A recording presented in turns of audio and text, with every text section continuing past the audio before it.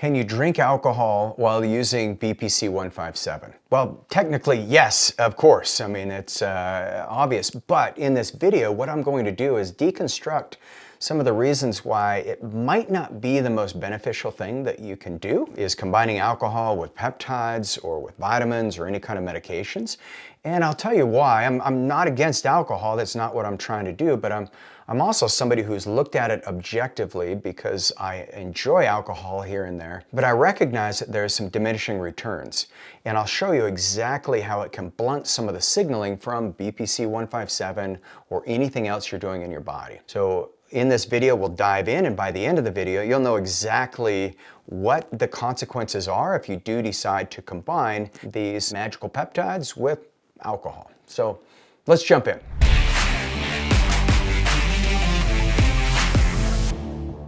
I'm Regan Archibald, founder of Ageless Future. The place that you want to think about when it comes to alcohol is looking at your blood labs, because there's certain markers like your LDH, your lactose dehydrogenase, your ALT, your AST, your GGT. These are all acronyms for the function of your liver and your gallbladder. You also want to look at the function of your kidneys. Alcohol also does seem to impact the gut. And the gut is a big player when it comes to BPC-157. In fact, when they discovered BPC, this was out of the University of Zagreb in Croatia in the 90s. They were looking for this magic miracle cure for the human body. They said there's got to be something that's a panacea. And they found that every single cell in the body had receptors for BPC-157. So they said, this must be it. And they started testing it. They looked at ulcerative colitis. They injured some tendons. They found out that it had these massive anti-inflammatory effects. They also noticed that it increased the signaling of growth hormone. So all the receptors for growth hormone got turned on. So that's a little secret hack, is adding in some of the growth hormone releasing peptides with BPC. They also discovered something really unique, and that's that nitric oxide signaling increases when you take BPC. If you're thinking about taking alcohol, it's a nervous system suppressant. And one of the reasons why we love it is because we get this little bit of release of GABA. It's a way that we can unwind from the day. I love that glass of wine or a great cocktail, like a mezcal-based cocktail. I mean, there's something refreshing about it, and there's some social connections that can make alcohol really impactful. But I'm also very dedicated to my longevity, as you guys know, and you are too. You wouldn't be here if you weren't. But I'm really dedicated to having a great health span and extending my lifespan as long as I can. You know, my goal is to live as long as I can, as healthy as I can. When it's my time to go, I want to die fast, ideally at a very old age. And so I use peptides as a route to help me achieve these goals, amongst other things. But when you take BPC-157, one of the things it's working on is it is activating your body's own production of BPC. And so you're turning on the signaling, you're creating a little more sensitivity in your body. You're getting this pulse of BPC, and it's got a very short half-life, maybe 25 to 30 minutes, that you're getting that extra expression of the BPC. And if the signal is clouded by alcohol, there's these cells in your small intestine called CD34 stem cells, and they govern the regulation of stem cells and even have some type of impact on your body's ability to regenerate and recover. So you're going to have, if you have better expression of this CD34 cells, you'll have less pro-inflammatory cytokines, you'll have more what's called VEGF, which is one of the molecules that BPC-157 causes an expression of.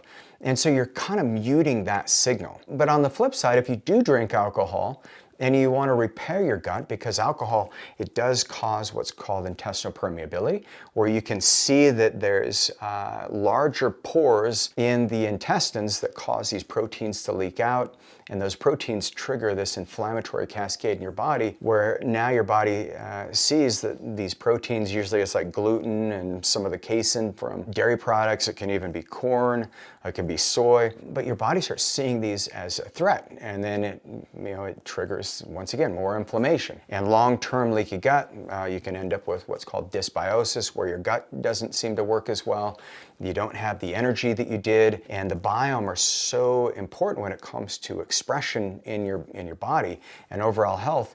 that alcohol just completely disrupts that expression of the biome. The other thing that happens to your liver is your liver has to focus on processing ethanol first. And yes, alcohol is ethanol. It's one of the most processed refined sugars that humans consume, and I guess some animals. It's kind of interesting to see animals where they'll migrate to areas where there's this fermented fruits and get drunk. I think all of us love just turning off and suppressing our nervous system occasionally.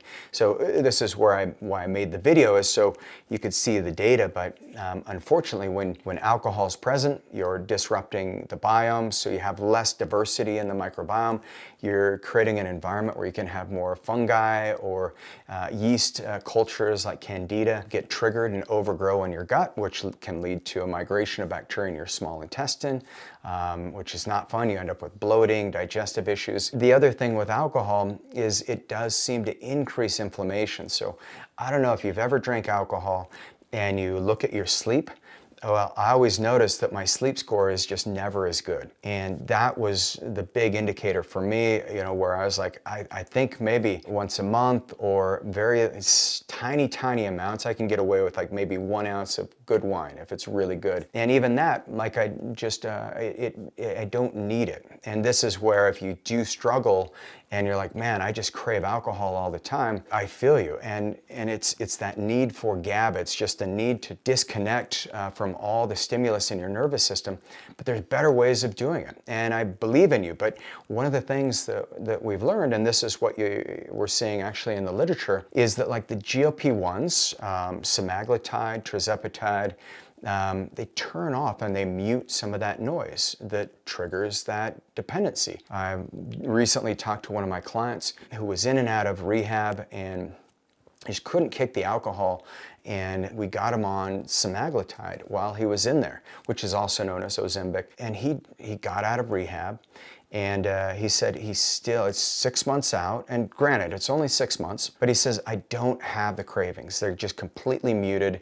Feels better than he has ever. He's getting in the gym every day. He's changing his lifestyle, not identifying or associating himself as somebody who drinks alcohol. That was a previous version of him, and it's made such a difference. My friend Joe Polish, founder of Genius Network, he's done amazing things in his group called Genius Recovery. And so if you need help, go to geniusrecovery.com, get some help there. Joe and his group are just phenomenal. So can you drink alcohol with BPC-157? We'll just go back, summarize it. The correct answer is yes, absolutely you can, but it's going to mute your body's ability to get the signals, to lower the inflammation, to actually get you the results that you're looking for. Because if you're using these peptides, you're somebody who's gone deeper into their health journey, and you're looking for an outcome that gives you this leverage in your health, and you don't want to mute the signaling. If you do drink alcohol, BPC-157 can actually help repair some of those endothelial cells that have been damaged because of the nitric oxide.